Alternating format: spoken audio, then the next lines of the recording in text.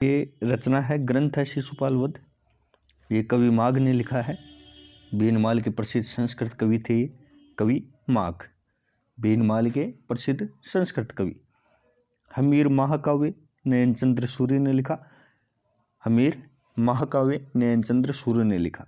रणथंभौर के चौहान वंश का वर्णन है इसमें। रणथंभौर के चौहान वंश का वर्णन है हमीर महाकाव्य में। नयनचंद्र सूर्य ने इसे लिखा है। ठीक है। हमीर मदमर्दन।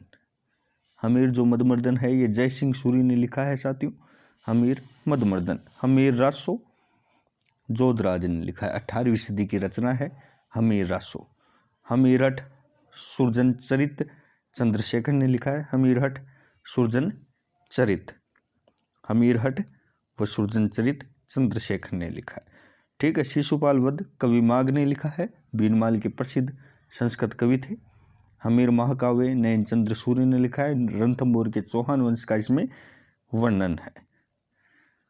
पृथ्वीराज रासो आपको सभी को पता है, ये बहुत ही बार पूछा गया प्रश्न भी है। पृथ्वीराज रासो चंद्रबरदाई ने लिखा है। पिंगल भाषा में रचित ग्रंथ है ये। जलहन ने इस ग्रंथ को पूरा किया।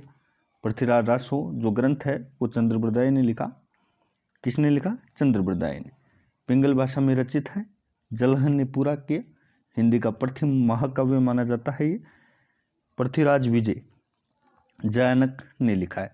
पृथ्वीराज की उपलब्धियों का वर्णन है इसमें। पृथ्वीराज विजय में जयानक ने लिखा है और पृथ्वीराज की उपलब्धियों का वर्णन है। बिशलदेव रासो नरपति नाल है, पूछा जाता है प्रश्न। बिशलदेव रासो नरपति नाल ने लिखा है। अजमेर शासन विग्रहराज चतुर्थ का वर्णन है इसमें। अजमेर के शासक विग्रहराज चतुर्थ का इसमें वर्णन है। बिशलदेव रासो किसने लिखा है? नरपति नाल ने। बिशलदेव रासो ये बहुत बार प्रश्न पूछा गया है। वेली किशन रुक्मणी पृथ्वीराज राठौर ने लिखा है। डिंगल उत्तरी मारवाड़ी भाषा में लिखित ये ग्रंथ है। डिंगल भाषा में लिखित ये ग्रंथ है। ठीक है। दुर्सा आडा ने इस ग्रंथ को 5वां वेद बताया है। आपको सभी को पता है दुर्सा आडा ने कृतार बावनी लिखी है। उन्होंने इसको 5वां वेद बताया है। 5वां वेद। पृथ्वीराज राठौड़ की को टेस्टिटोरी ने डिंगल का हेरोस कहा है। क्या कहा है? पृथ्वीराज राठौड़ को जो टेस्टिटोरी थे उन्होंने डिंगल का हेरोस कहा है इन्हें। वेली किशन रुक्मणी पृथ्वीराज राठौड़ द्वारा लिखित डिंगल भाषा का ग्रंथ है। ठीक है। दुर्साडा ने इसे 5वां वेद कहा है। दुर्साडा ने कृतार बावनी लिखी थी। आगे चलते हैं। कान्नड़ देव प्रबंध। कान्नड़ देव प्रबंध जो है वो पद्मनाभ ने लिखा है। कान्नड़ देव जो प्रबंध है पद्मनाभ ने लिखा है। जालोर के चौहान शासकों का वर्णन है इसमें। जालोर के चौहान शासकों का। ठीक है। अचलदास खिचीरी वचनी का। अचलदास खिचीरी वचनी का। अचलदास खिचीरी वचनी का किसने लिखे? शिवदास गार्डन ने। अचलदास खिचीरी वचनी का शिवदास गार्डन ने लिखे। गागरोन की खिंची शासकों का वर्णन है इसमें। गागरोन के खिंची शासकों का इसमें वर्णन है। खिंची शासकों का कौन सी? अचलदास खिचीरी वचने का। ढोलामारू रदुआ कवि कल्लोल ने लिखा है। डिंगल भाषा में लिखित ग्रंथ है ये। खुमान रासो दलपति विजय ने लिखा है। पिंगल भाषा में मेवाड़ शासकों का वर्णन है। पिंगल भाषा में लिखा हुआ ग्रंथ है। मेवाड़ शासकों का इसमें वर्णन है। दलपति विजय ने लिखा है। खुमान रासो। सगत रासो गिरधर आशिया ने लिखा है। प्रताप के भाई शक्ति सिंह का वर्णन है इसमें। प्रताप के भाई शक्ति सिंह का वर्णन है। सगत रासो और गिरधर आशिया ने ये ग्रंथ लिखा है। आगे देखो। जो विजयपाल रासो नल सिंह ने लिखा है। नल सिंह ने पिंगल भाषा में लिखित ग्रंथ है। करौली के यदुवंश का वर्णन है इसमें। करौली के यदुवंश का वर्णन है। यदुवंश का इसमें वर्णन है। जो पद्मावत है वो मलिक मोहम्मद जायसी ने लिखी है।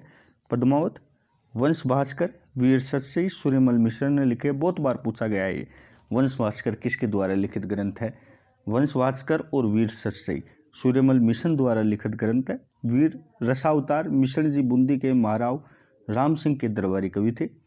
वंश भास्कर ग्रंथ मुरारीदान ने पूरा किया। कौन, किसने पूरा किया? ये वंश भास्कर जो ग्रंथ है ये मुरारीदान ने पूरा किया। ये लिखा हुआ है मुरारीदान ने इस ग्रंथ को पूरा किया। और ये ग्रंथ जो है वंश भास्कर सूर्यमल मिशन द्वारा, ये ग्रंथ बहुत बार पूछा गया है, इसको रट लेना आप। वीर रसावतार मिशन जी बूंदी के महाराव राम सिंह के दरबारी कवि थे। किसके दरबारी कवि थे मिशन जी? सूर्यमल मिशन जी राम सिंह के बूंदी के महाराव राम सिंह के दरबारी कवि थे। वीर विनोद कविराज श्यामल दास ने लिखी है। वीर विनोद कविराज श्यामल दास ने। भीलवाड़े में जन्मे श्यामल दास महाराणा सज्जन सिंह के दरबारी कवि थे। ये महाराणा सज्जन सिंह के दरबारी कवि थे। भीलवाड़ा में जन्म हुआ इनका। वीर विनोद कविराज श्यामल दास ने लिखी है। किरतार बावनी दुर्सा आडा ने, मैं पहले भी बताया, किरतार बावनी दुर्सा जी आडा ने लिखी है। बहुत प्रसिद्ध ग्रंथ है ये किरतार बावनी, बहुत बार पूछा भी गया है।